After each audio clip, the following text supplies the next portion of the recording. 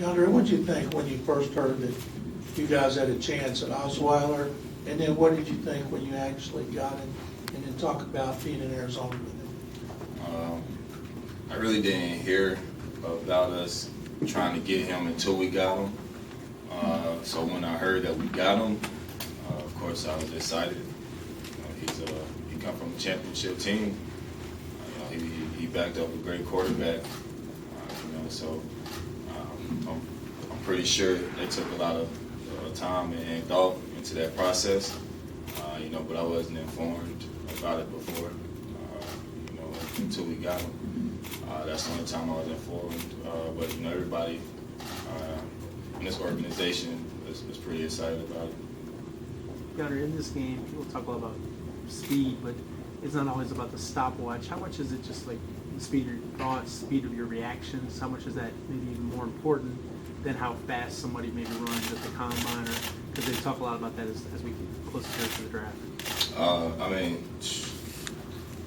The best wide receivers of all times, I don't think ran the 4.4. So it's different than running the 40 and running a football route. You have to know how to play the game, and you can't play it at a full pace all the time. Like you run the 40 with your head down. You have to be a student of the game. Not just a track guy. It's really self-explanatory. I'm pretty sure anybody rather take a great football player than the guy that runs a 4.1. You can't catch. Rock says that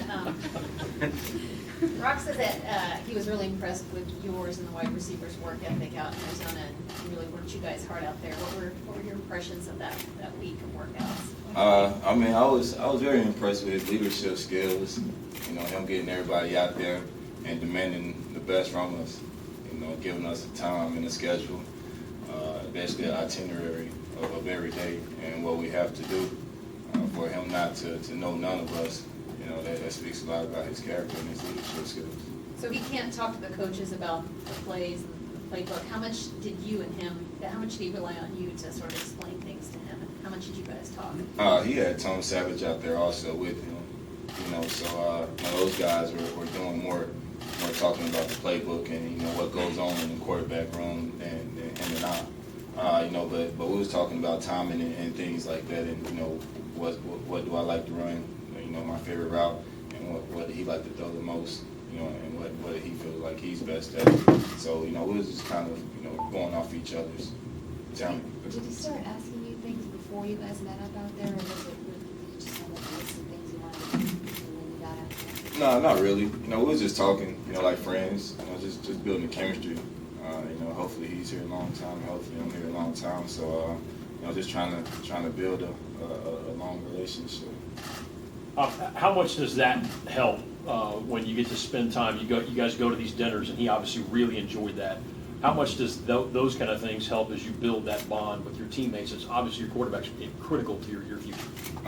To me, that's more important than you meeting here at the stadium when you have to. That's where you build that chemistry at. If you're best friends outside the football field, when you get out there on Sunday, things are going to be much easier. You're going to be able to know what each other is doing. Just from giving each other a look. So that's where most chemistry is built on championship teams. DeAndre, you played with a bunch of different quarterbacks while you've been here. If Brock can stay healthy, assuming he starts to play well, all these type of things, how can it benefit you to have consistency at that position? It really doesn't matter to me as long as there's football.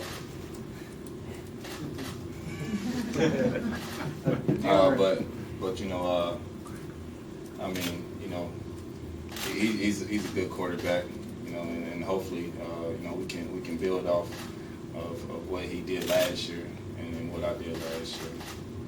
Did you have to adjust to all the different quarterbacks, different arm strengths, the way the ball comes to you and all that? Yeah, you do. It's not easy to go out. I can't sit here and say I don't. Each got those a different football and a different velocity and different timing. But as a wide receiver, you have to you have to basically study your quarterback, almost, in the sense, of going out. You have to study practice and see what this guy does better than this guy, and what can I do and to adjust my route to get a completion. So you can't run every route the same with every quarterback. It's not easy, but it's something. If you want to be successful, then you got to adjust to. What's this offseason been like for you now that you were Pro Bowl, one of the 4 best receivers, being All-Pro, and the kind of season you had? It's been the same all season. Just surrounding myself with family, people that don't look at me different. People that treat me the same. People that don't call me a Pro Bowl receiver. Just people that's been there. That's always going to humble me, and just basically keeping me where I've always been to have that job. Is this your first football camp coming up, or have you done one in the past? I did one in South Carolina with the former high school player and college teammate of mine, Jarvis Jenkins. But this is my first camp just by myself. Yeah. Talk about why you're doing one here now. Why not? I haven't did one here. I kind of wanted to do one in the past before, but the timing and scheduling of my off season really hasn't added up. But I want to do one and continue it for here on out every year. Yeah, what did it mean to you when the Texans picked up the 5th-year option for you, and obviously they want to have a long-term relationship with you, and you've said that that's your plan as well. Just your thoughts on that, kind of them doing that, and kind of where this takes you going forward. I honestly don't know exactly what the 5th-year option and stuff like that means. So I really can't get in detail with that answer because I'm not exactly sure. Kind of got an idea. But I would love to play here. This is a great organization. They took the chance to go in the first round and draft me. So I gotta thank them for that. DeAndre, do you find it a little bit humorous when there's so much emphasis put on speed? Our players have to be fast to be drafted high. Obviously, you weren't one of those crazy fast guys, but you bring a whole lot of other things to the table. Can you reflect a little bit on, is speed overrated, or is it a pretty important component of the game?